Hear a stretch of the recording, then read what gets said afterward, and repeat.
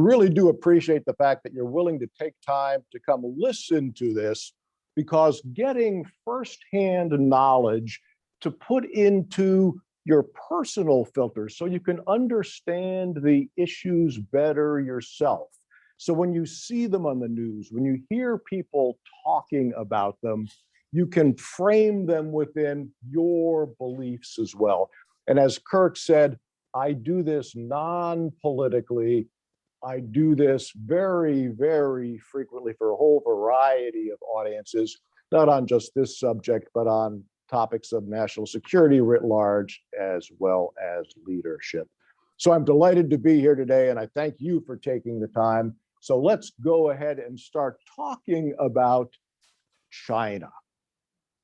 China, the single biggest influence on the world today, next to the United States of America, that remains in its preeminent position on the global stage. And as we talk about China, as the title of this presentation implies, what we're really talking about is, how do you cooperate? How do you compete? How do you manage confrontation? And you really do all three of those simultaneously in this environment, or do you go to conflict? Something none of us want. And we'll talk about that over the course of the next 45 minutes or so. So I'm just going to take a pause right now so we can go to share screen, and we'll press in. And if I get a thumbs up that our Zoom audience is ready, we'll press on. Maybe not so fast.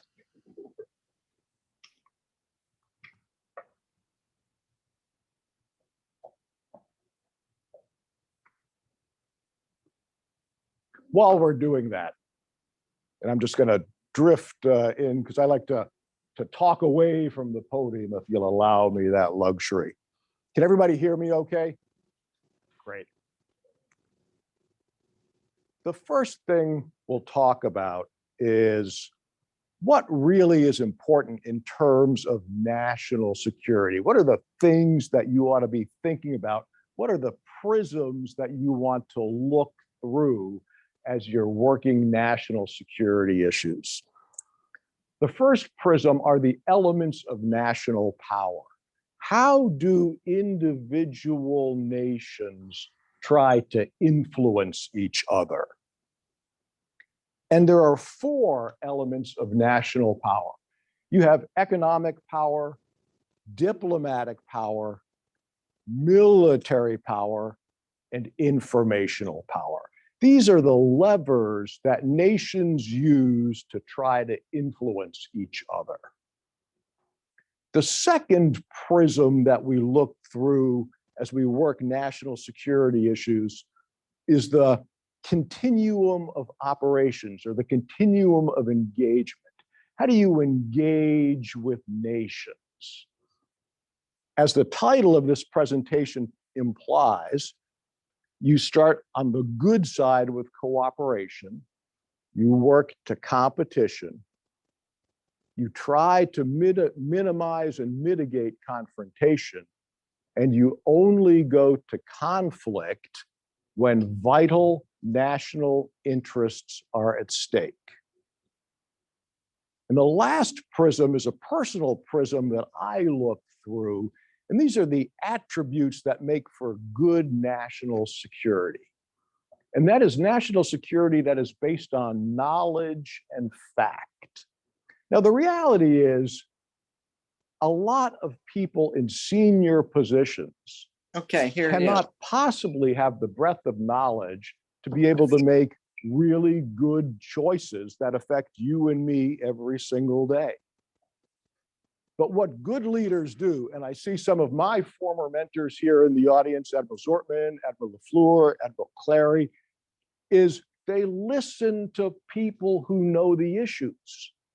And then they use their knowledge to make the final decisions. But they listen to people with knowledge, because the most important piece in national security is understanding the issues that you're talking about and being able to make recommendations to the senior people who are actually going to make the decisions.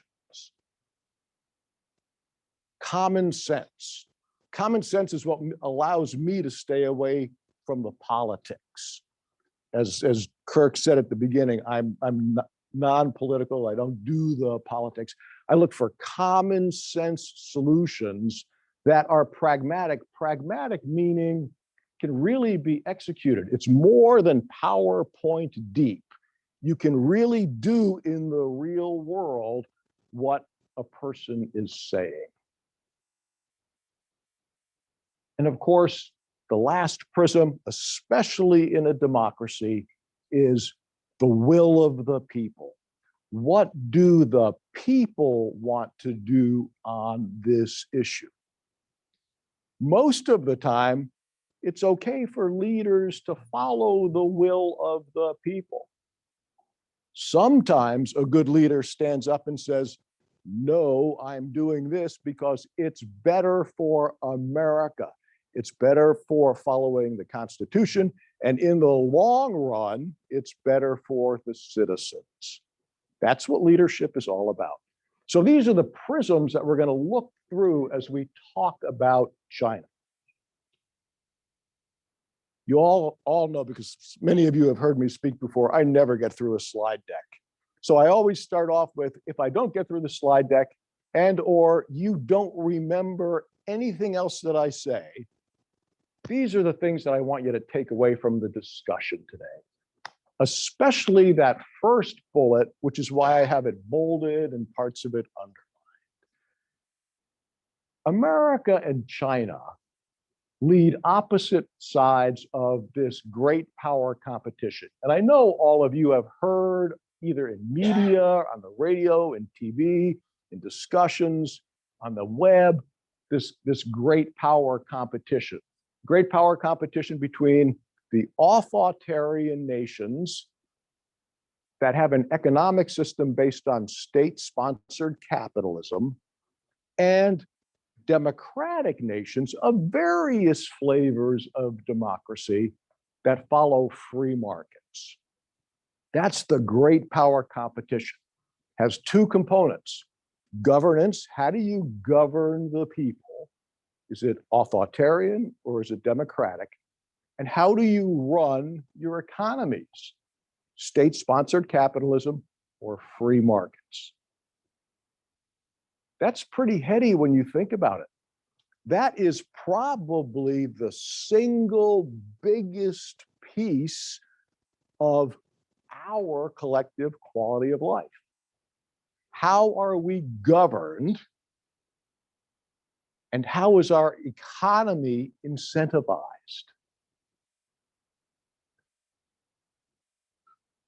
If you remember nothing else from this discussion, that first bullet and the italicized piece in particular, neither side must win this competition, but neither side can afford to lose. Because if you lose, it means you adopt the other side's, the winner's governance model and economic model. But there's enough in the world so you don't have to go to war to maintain your quality of life. Important point. Rarely do you see that discussed. Neither side must win, but neither side can afford to lose. Without question, China is determined to win, but they do face growing headwinds. It's getting harder and harder for them to accomplish what they want to do. America's strength, we talked about the elements of national power: economic, diplomatic, military, informational. Of the four, which is the most important? Clearly the economic, because the economic element is what enables every other element of national power. Our biggest strength right now is our economy. It's the most important security attribute that we have. When I talk about this balance between business, government, and citizens, There's got to be a little bit of trust. There's got to be a little bit of give. There's got to be a little bit of compromise. No side can have it all. That's what democracy is all about. You got to have a good economy. You got to let business get out there and do what business is good at. And I would say right now, we're lucky that our economy and our businesses are pretty good, because on the governance side, we're kind of in a gridlock situation right now, right? And even though we're going through COVID and some pretty challenging times, the economy seems to be chugging along fairly well. And you got to get that balance between what the citizens trust with the government, what the citizens trust with business, how business and government interrelate, all critical. But in our democracy with free markets, really free regulated markets, free markets, you got to have balance between those three sides. America must be hardened because our land mass, the United States of America, is no longer a sanctuary. You know, in the past, we had these great moats around America where an adversary had to cross oceans in order to get to us. And we were lucky because north and south of us, Canada and Mexico, were allies and were not going to attack us. So we were fairly lucky in that respect, but that's changed given things like cyber, hypersonic weapons, intercontinental ballistic missiles, nuclear weapons, pandemics. So America has to be hardened now because we are part of the battle space, whether we like to acknowledge that or not. But forward deterrence, we can't lose that concept. You know, America's military is an expeditionary military force. You as taxpayers, you pay and you fund a large military that, in football parlance, plays away games. And why do we do that? Because we don't want to fight on the beaches of San Diego or Norfolk or New London or Washington, D.C. or Omaha, Nebraska. We take the fight elsewhere. It's an expeditionary military force. It's an expensive force, but when you look at what you pay to deter conflict, and that's why you have the deterrence up there. It's the cost of being able to look the adversary in the eye and say, today is not your day to attack America. That's what deterrence is all about. And if you have effective deterrence, which is the right capabilities at the right place at the right time, and most importantly, the national will to use those capabilities if deterrence fails, the adversary has to believe that you'll follow through if they attack you. If you have effective deterrence, you'll never get into that conflict regime. You'll stay at worst in confrontation.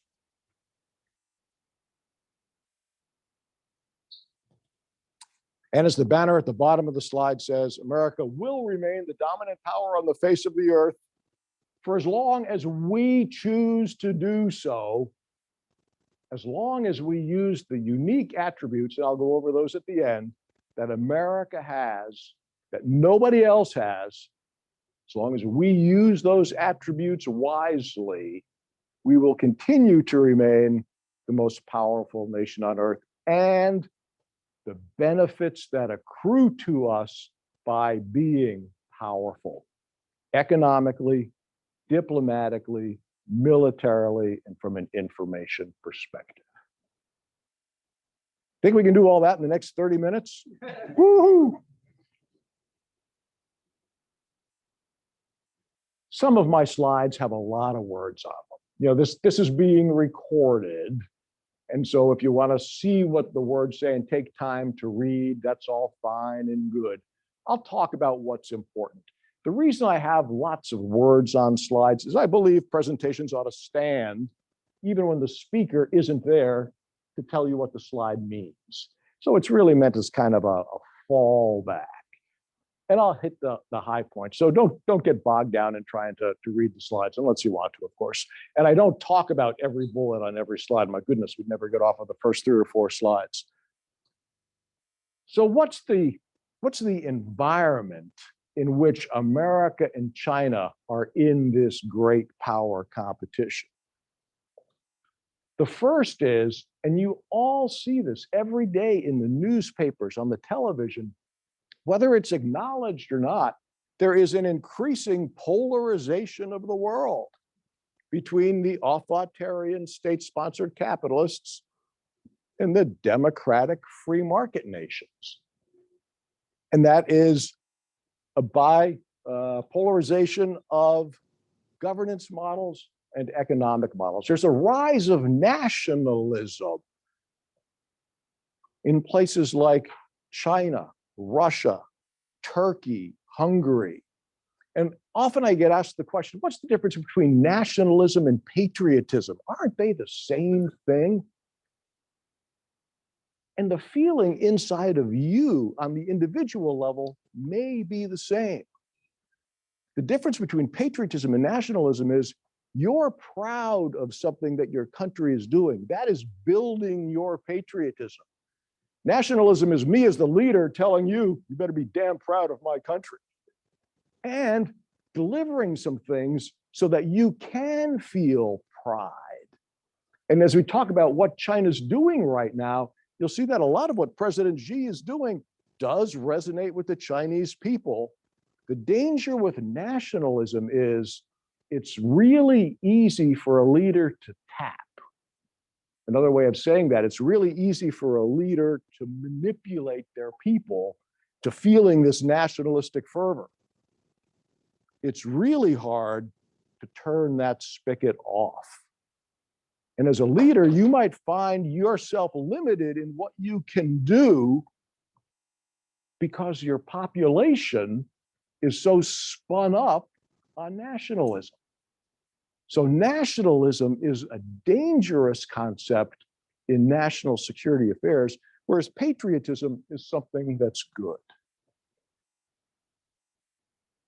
We do see China in geographic consolidation. This is one of those things where President Xi, the president of China, is playing to his people, feeding that nationalism. Because in China, this concept of a mandate of heaven, which is the government is allowed to govern, is based on its ability to hold the country together. Its ability to hold the country together. And what President Xi is doing is he is looking at the periphery and saying, I've got to hold and add to anything that might even have a tangential historical significance to bolster my legitimacy in the eyes of the Chinese people in this mandate of heaven. And so we do see geographic consolidation, Hong Kong, Taiwan, South China Sea, last year's conflicts with India. And we see China transitioning its economy to what President Xi calls dual circulation. It is getting it off of exports more to consumption and being able to produce things inside its own borders, not relying on other nations to provide it either raw materials or the high technology that it needs. A self-sustaining ability based on consumerism as opposed to exports.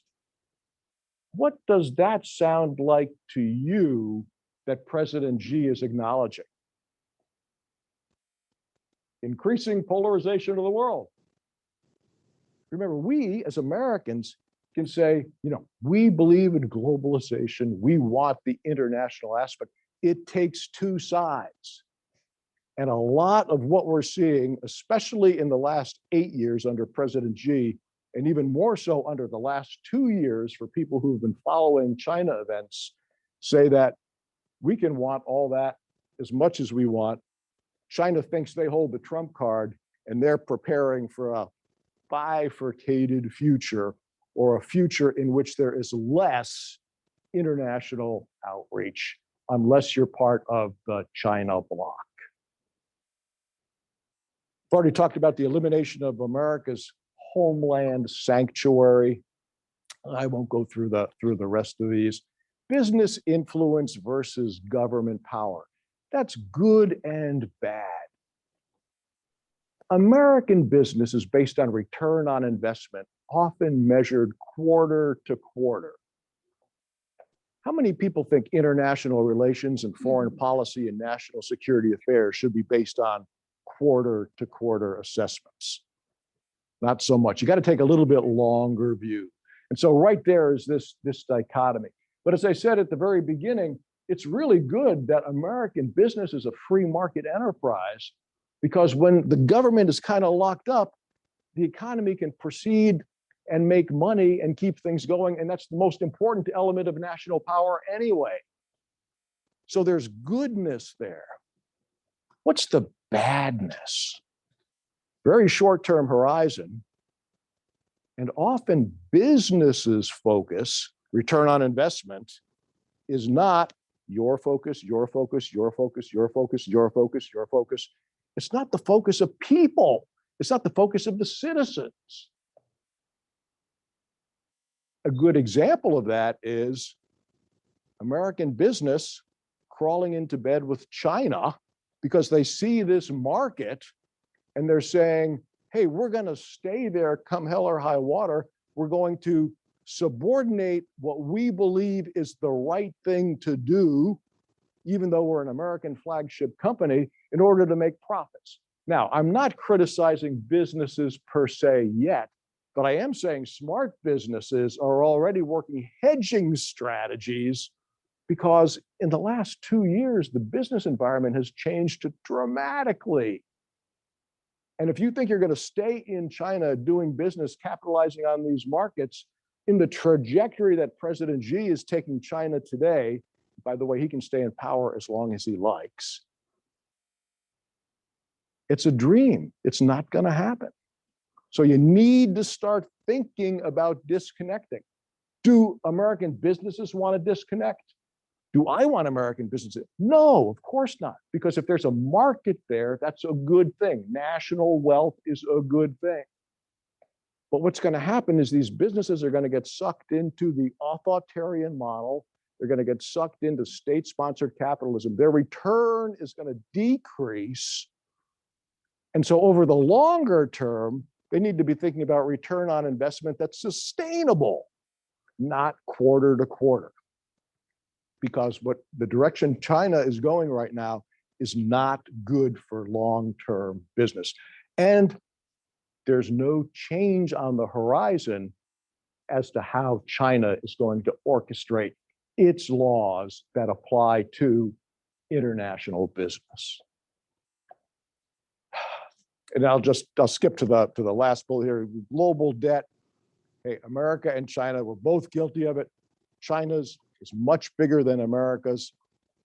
The debt is accelerating. It's getting bigger, not smaller, not plateauing. And what that's doing is it's limiting government's ability to address issues. Because while there's goodness in the economic element being the most powerful element of national power, the reality is if you don't have the resources, you can't do much. If you can't put resources against your strategy is not going to work. Remember the old Tom Cruise movie, Follow the Money. It's especially true in national security affairs. Follow the money. Gasp, look at all this stuff. I love this slide though. And by about 2034, we should be able to finish talking about everything on this slide. I mean, 2034 tonight. I put this slide up for a couple of reasons. Pick an issue up there. Every issue up there is complex. There's a lot of them. And every issue up there is interrelated with a half a dozen other issues. So while it's relatively easy to say, hey, I can fix that issue, here's what I would do. You're impacting 3 or 4 or 5 or 6 other issues, often negatively. And I put this slide up because understanding this, understanding the issues, their complexity, and how they interrelate with one another is critical to a national security strategist. You've got to have that foundational knowledge in order to be able to figure out how you're going to cope with this. And oh, by the way, this is one slide of a geographic region.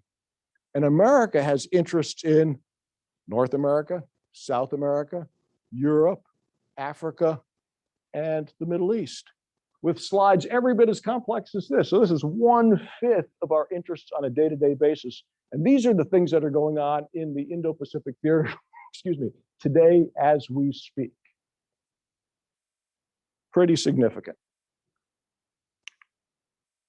So let's talk a little bit about China. How did we get to where we are? I'm going to start on the right-hand side of the slide. And I know a lot of this audience, you understand how we got here. Remember, we started off with China. How? Nixon administration, Kissinger, and China and America came together to balance what? Yeah, Russia, the Soviet Union.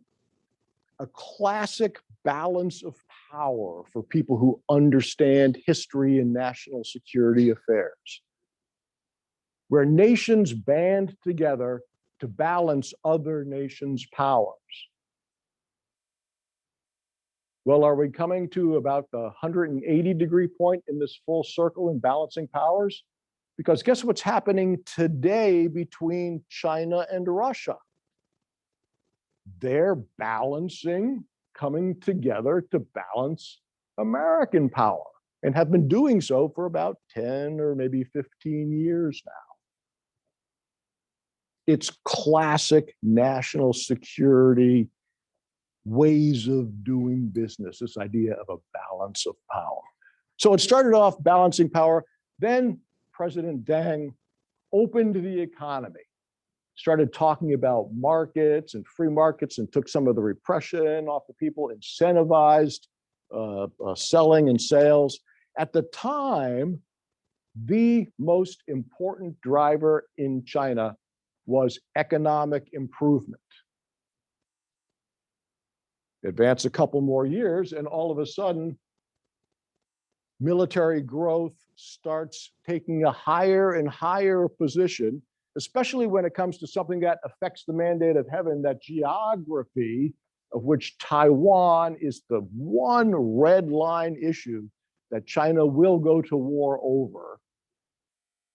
So you start seeing the military and economic and military power and diplomatic power and the ability to influence things on a global scale begin to achieve parity with economic improvements. And then as you kind of walk your way down that list, which I won't do in detail, what happens is, in the end, the ability to be a powerful nation supersedes everything else. And superseding the ability to be a powerful nation is preserving the primacy of the Communist Party of China to rule the largest population in the world indefinitely, as long as, or as it desires for as long as it wants. So that's the relationship evolution. Started out balancing, started out focusing on the economy. That's important because, and I was part of this from about 30 years ago to about 10 years ago. You know, American policy was, you include China. It's a big market, businesses like it, it's good. Let's, rather than bring them in adversarially, let's bring them in a collegiate, cooperative, even competitive is fine. And what changed is, in 2012, President Xi became the leader, had some very definite ideas. It didn't change specifically with him. They started to go down this path maybe 4 years before Xi came into power, where they were looking to become not only the a more powerful country, but have a larger voice, and then have a vision that took it to a position of primacy across the globe. I'll talk to that in the next slide or so. But that's how the relationship has evolved over time to now where they're seeking global and regional leadership. And you can see that on the diagonal across the slide. This is what I was talking about in terms of how America's relationship with China has changed as the relationship evolved. We embraced them, we encouraged them, we started to get suspicious, we still gave them the benefit of the doubt. We do that. Then we start questioning, then we start showing concern, and now we're down to brinksmanship and confrontation with China. And there are a whole variety of relationship complicators. The biggest two, the governance model and the economic model that China espouses, is very different than our governance and economic model. And you can see the other ones that I've listed there. No single view at any one time, and there still isn't. But right now, there's widespread support across America and with Americans that it's time, or more than time, to take a tough stand with China. This is one of the few issues that actually crosses the political divide in our nation today. So that's how we have gotten to where we are today. Started out with good intentions. Chinese intentions were probably good, changed over time to now we're in continuous competition and confrontation for a whole variety of reasons. So why do the vast majority of Americans favor a tougher stand with China? Because instead of liberalizing, they became more aggressive externally. South China Sea, India, East China Sea, Hong Kong, and repressive internally. The Uyghurs, for example.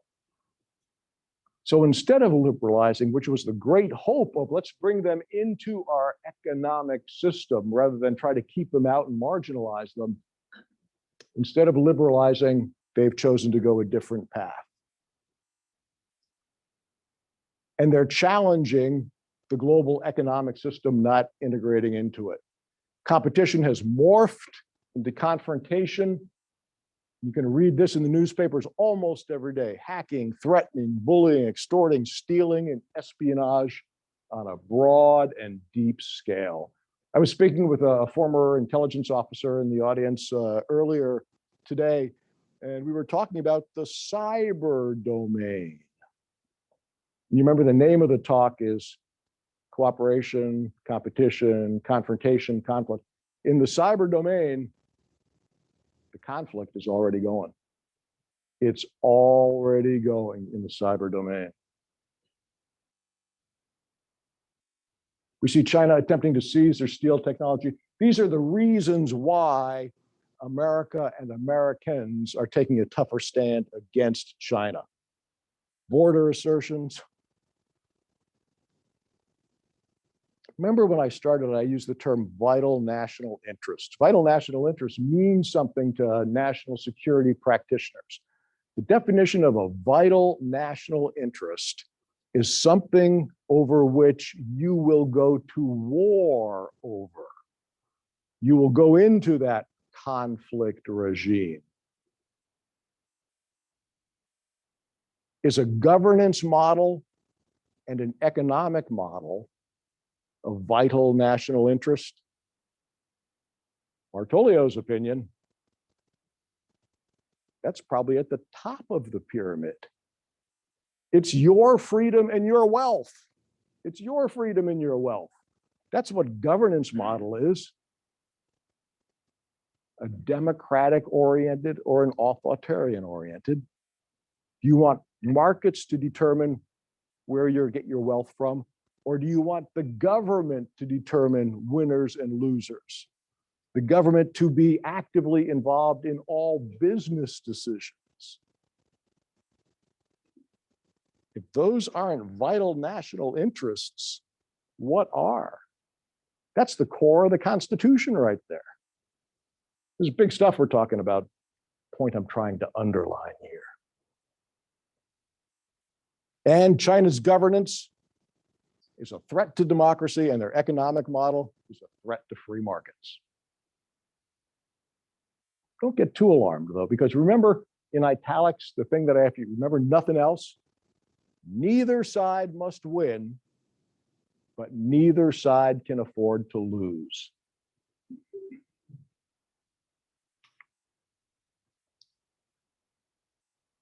How do Chinese leaders feel today?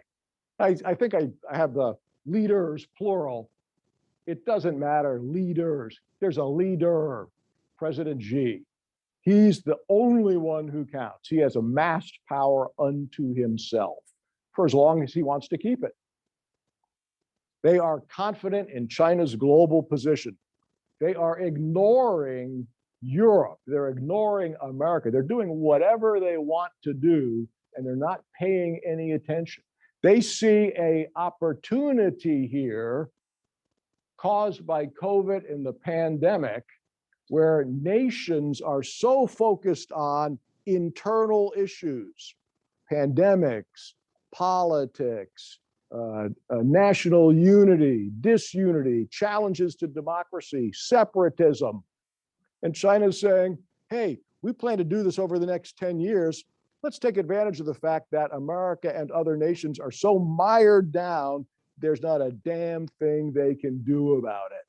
So they've accelerated their plans from 2030 to about next year. That's why you're seeing all this activism already. They're taking advantage of the COVID cover, the world being too distracted to react. They do have a high risk tolerance because if they lose, they're out or worse. Worse being people kill them. They see a weakening America. They believe America is a sunset empire. They see the superiority of an authoritarian governance model to a democratic governance model. And, in some cases, there may be increased effectiveness in an authoritarian model. But when you suck all that into a single person with no clear lines of succession, with the intellectual and human capital ability down to a very, very small group to make important decisions, you make bad decisions. You make them quick, so you make fast, bad decisions, as opposed to democracy where often it takes a lot longer. But in the end, if you look throughout history, democratically led nations tend to light upon a good long-term solution. And we're kind of going back to where we were with the Soviet Union and authoritarian nations. What is the best way to govern people so that you can maximize their potential to contribute to your economic model? And democracies and free markets up to this point have always played out well. You can see what they're doing in the interest of time. I'm just going to let you read that for a second.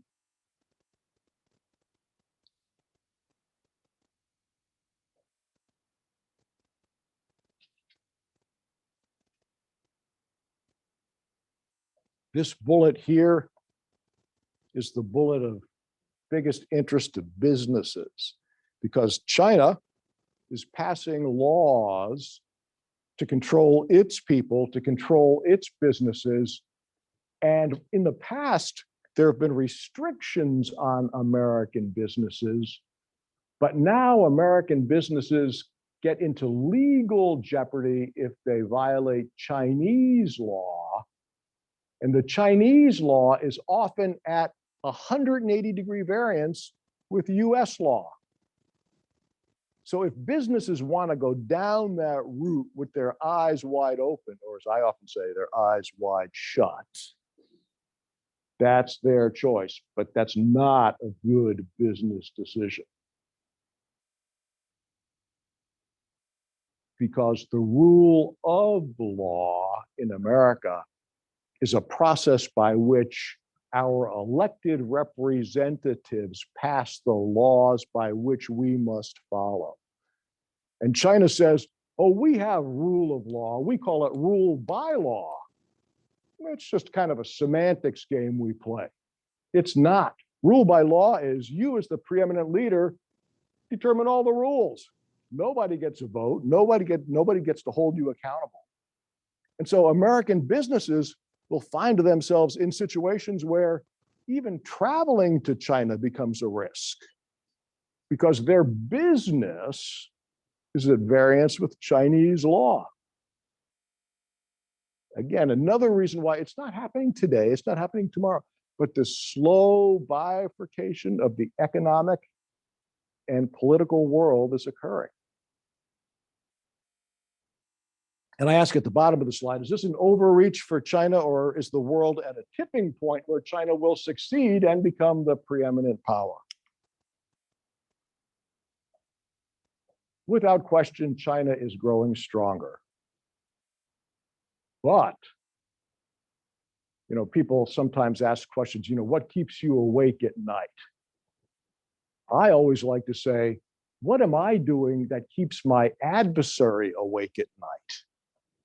This is what keeps President Xi awake at night. In an authoritarian government, the single biggest concern for the leadership is what? Staying in power. Because when they're not in power, they may not even be alive. The first prism, if you're Chinese, in making any decision is what is good for the Communist Party of China. And I don't use that Communist Party of China pejoratively. That's the name of their governance. What is good for the Communist Party of China? If it's good, it happens. If it's questionable or not good, it's not going to happen. So that's the first lens you look at issues through, including the economy. Remember, up until about 2014, 2015, the economy was at least at parity with political and military decisions. That has now changed entirely, where the economy is subservient, as you would expect in a state-sponsored capitalism model. It's subservient to the political. And you're seeing things now where the Communist Party of China is having CCP reps on company boards. They're telling companies how to make investment decisions, what their strategic plans should be, where they should look to invest, how much they should look to invest, and can they get capital? Can they increase their debt or not? That's what state-sponsored capitalism is. Why is this a difficult time for China? Because for the first 40 years, for the first 30 years of the 40 years that has followed President Nixon and Kissinger's trips to Beijing, there's been a handshake between the leadership and the people. And the handshake is something like this. If you allow me to govern uncontested for as long as I want, I will give you a better quality of life every single year. Pretty attractive, right? And that worked until about 10 years ago. Why? Because the low-hanging fruit in the economic world that the Chinese government could harvest returned huge increases in gross domestic product that improved the standard of living of every Chinese citizen. And then, like most things, once all the low-hanging fruit is harvested, it gets a lot harder to be able to live up to that handshake with the people. And so what did President Xi start doing about 8 years ago? He started increasing the pressure, the ability to repress dissent, because he knew he couldn't live up to the handshake that you and I have, and eventually you're going to get unhappy with that. But your threshold for being unhappy goes up if you're afraid of me, because I know everything about you and I know all the people you're talking to. And if you say anything bad about me, I'm going to send some people to come and talk to you or maybe take you away. That's what an authoritarian government is. They'll pull you in with this idea of a greater quality of life year and year. And then they start putting these repressive pieces in place. And I'll talk about a specific example here on the next slide. But that's why China is doing what it's doing, because the leadership, whose primary consideration is staying in power, is saying, that's my number one priority. I need to start repressing the people because I can't live up to the second bullet, that handshake. That explains why China's doing what they're doing. Long economic discussion on overcoming the middle income trap. That's the economic hurdle that China has to get over in order to become a real first world nation. And they're struggling, and it's not a sure thing. You can see some of the other things that I've listed there. They act to ensure party supremacy because the people's agreement is shaky. The economy is softening. It's still growing, but it's not growing fast enough to live up to the handshake. It's not even close to living up to the handshake. So they're ensuring there's no internal opposition. They know there's a limited opportunity. One of the things I didn't talk about on the left side of the slide is this demographic cliff that China comes up to in 2030, where, remember the one-child policy that China put into place about 35 years ago? They stopped that in 2015, so you could have two. And just this year, now they're saying you can have three. Because if China has not achieved their global aims by 2030,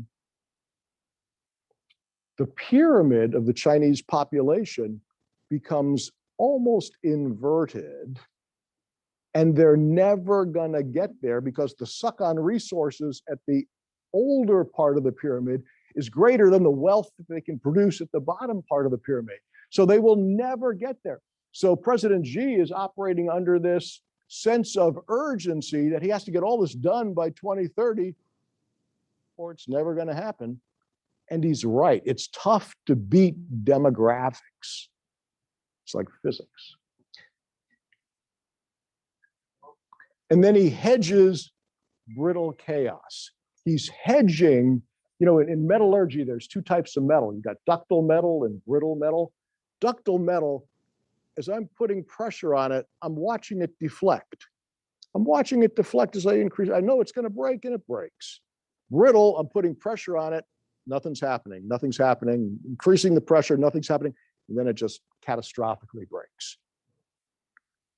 He's hedging a brittle chaos through this internal repression and the ability to do things in, like the South China Sea, where if things are falling apart internally, he will pick a fight in the South China Sea to open up that valve on nationalism.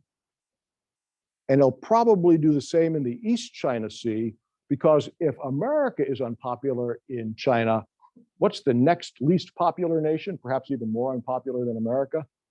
Japan, right. And so what this will do is it'll buy him more time.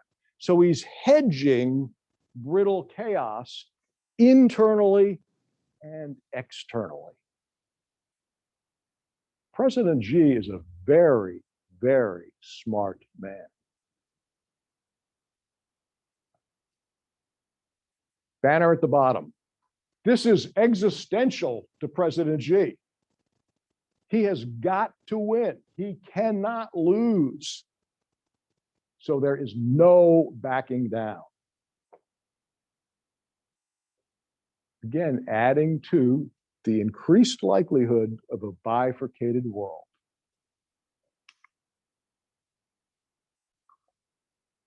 What does it mean to be an authoritarian state? This is one example. This is China's social credit system. Started about 4 years ago, fully operational today. By the way, did you know that on the score, on a score of maximum of 100, your political reliability is 98? Yours is 26. You can't travel. You can't go to school. You can't get a good job. If it goes to 25, your children can't either. If it goes to 20, I'm taking your parents away. That's what this kind of system does. And it's enabled by technology. Think of all of the stuff on you that lives in this block here. And the ability of technology to take all of that stuff, crunch it, and determine a reliability number to the Communist Party of China. And that reliability number determines everything that you can do.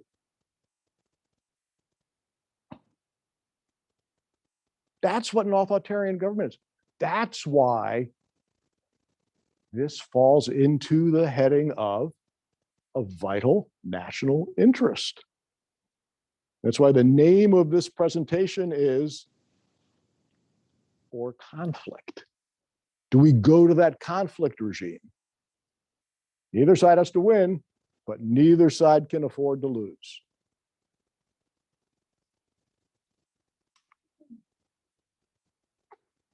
I'm just going to skip over this slide. I'm going to skip over this slide as well, other than the banner at the bottom. Everybody makes a big deal about China and Russia working together. Their near-term interests coincide fairly well, but their mid to long-term interests, particularly those of Russia, really do diverge from China. So near-term, you can expect to see cooperation between Russia and China. Mid and longer term, you'll start to see some splits. And in fact, in the Russian national security strategy, which just came out earlier this year, they hardly mention China at all, and they're looking to carve out a piece of the world unto themselves. Doesn't mean they're going to come to the West or integrate more with it. They are looking to be influential unto themselves, not as a junior partner to China. So near term, yeah, strategic relationship. Mid and longer term, probably not so much. Lots of flashpoints around China. Getting towards the end here. I put this slide up, and some of you may have seen it before. Talk about the economic element of national power being the most important element of national power.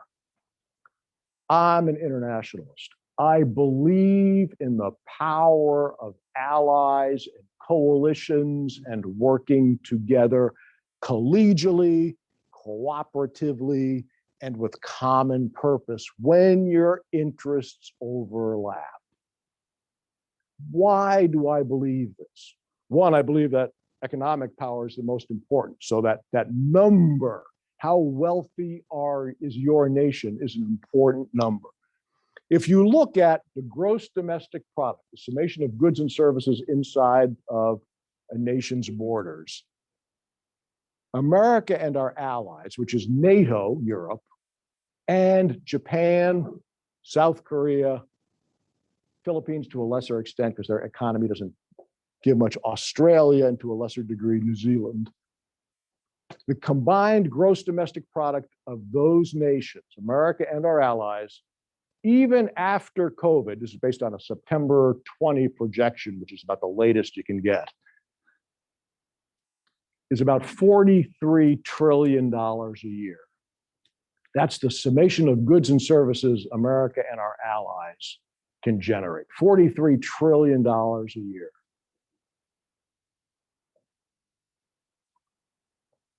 Russia, about $1.25 trillion. China, about $12.5 trillion a year.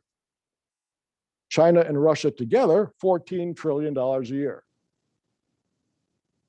If you believe in working with allies and cooperating with friends, and that means compromising on some issues, prioritizing some issues over others, what leaders do, assessing risk and making decisions based on risk and priorities, who's going to win this competition?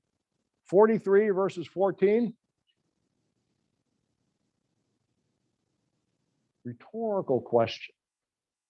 But remember this slide and those numbers the next time you hear about not wanting to cooperate with friends and allies. There are bigger things out there in the world, vital national interest, our governance model, and our economic model. I'm going to just hit the next 3 slides in less than a minute, just to show you that America is not alone in the world. The EU came out with a strategy in April of this year, talking about how important the Indo-Pacific is to Europe, economically, but also, these are their words. I don't put quotes around it, but they are quotes. Contributing to stability, security, prosperity, sustainability based on democracy, human rights, rule of law, and international law. Allies saying that. Very helpful. China hates it. And you can see what they're doing in the world of security and defense. These are European navies deploying to the Western Pacific this year. So it's more than words. The Quad. America, Japan, India, and Australia. It's been around for a while. It's been reinvigorated in the last 2 or 3 years, in part because China has gotten so belligerent. Europe, if you're looking at economic and military as kind of a balance, they're looking for economic return from the region that may or may not include China, and a military presence to ensure that economic return. The Quad talks a lot about economics and stability, but the Quad is paying a little bit more attention to military cooperation between the nations that are in the Quad. We exercise pretty regularly. And on a sidebar from the UN General Assembly meeting this week, what leaders did President Biden specifically meet with as a group? The Quad. What they talked about doesn't matter so much. In Beijing, it's the fact that they met.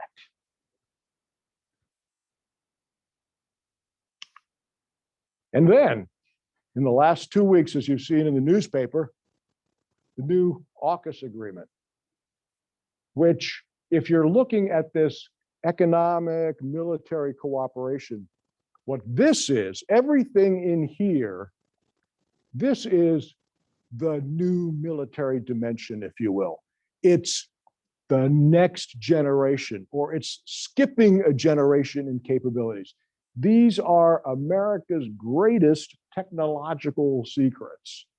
that we leverage by having this high technology. China is becoming a close competitor in some of those, but we have now agreed to share them with the UK and Australia, including our nuclear submarine technology, heretofore only shared with the UK.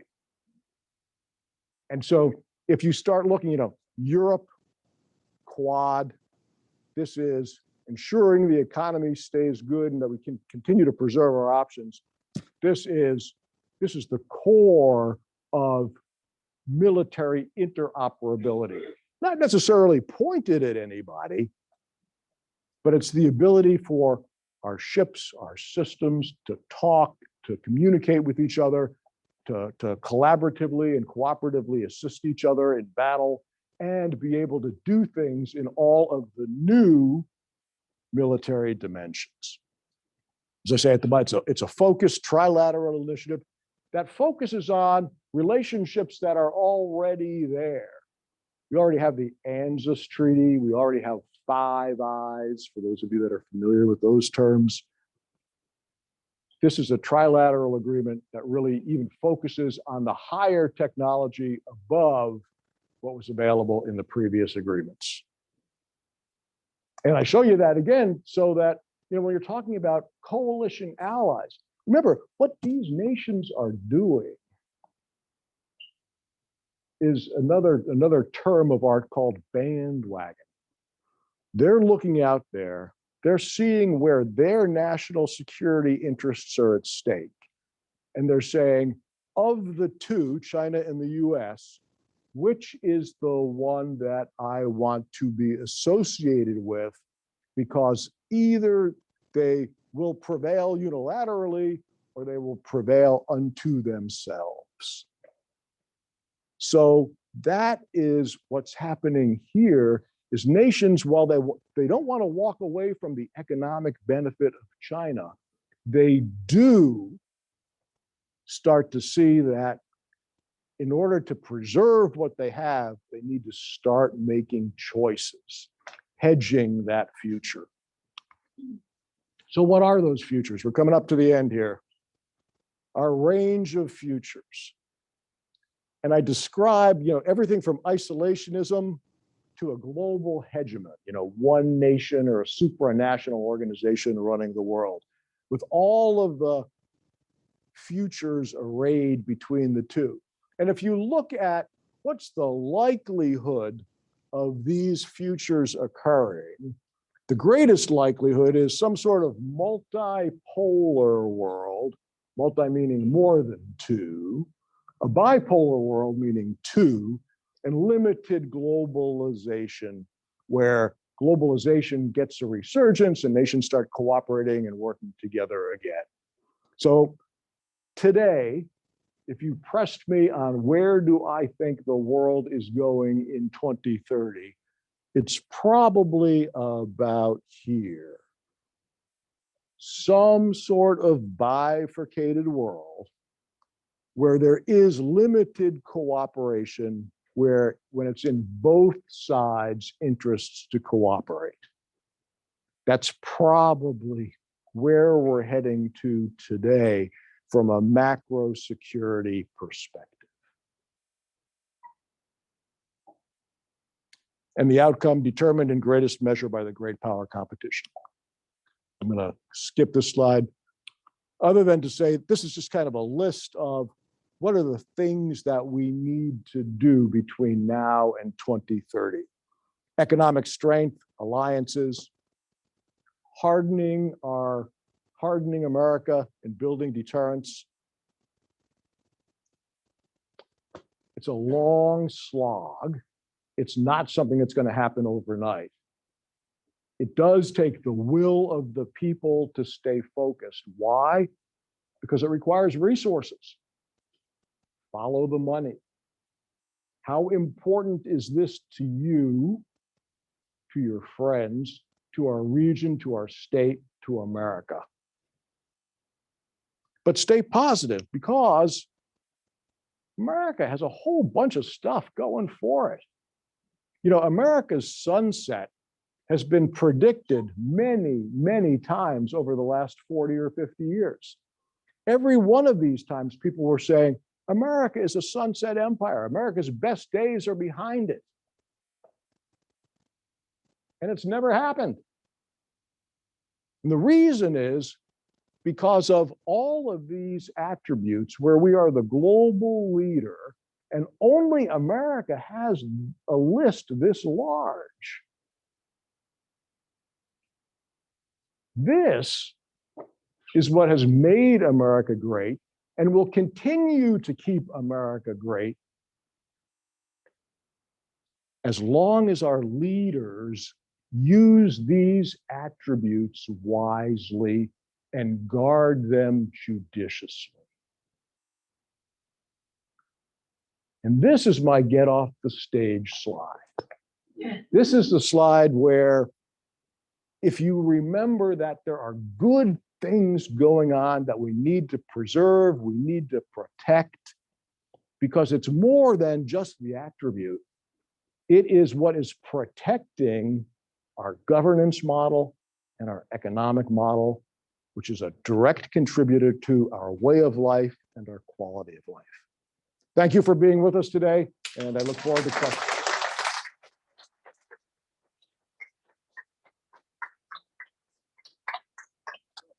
Thank you, Charlie. That was a great presentation. And before I announce the coffee break, I would just like to say that we have 33 people who signed on in Zoom. That is a huge increase. These programs are beginning to work like they're supposed to work. And I'd just like to say, if you got an email from us announcing this meeting, fine. If you didn't, please give us your email address at the back of the room so we can put you on our email list. Thank you for participating. We love your $2 contributions. Coffee break, 8.5 minutes. That was great, Charlie. Thanks a lot. That was wonderful. Incredible. Thank you. Thanks. Hey, Charlie, if I get the mic on the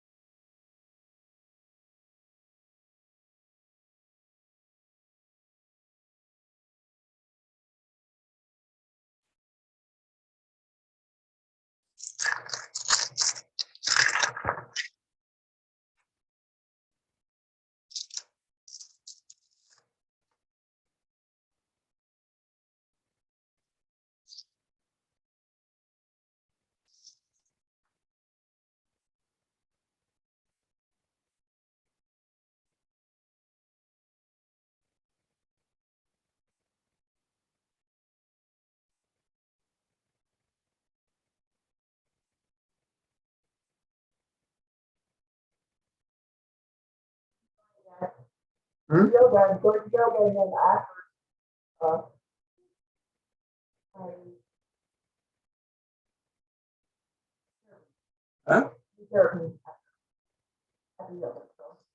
Here, or is there?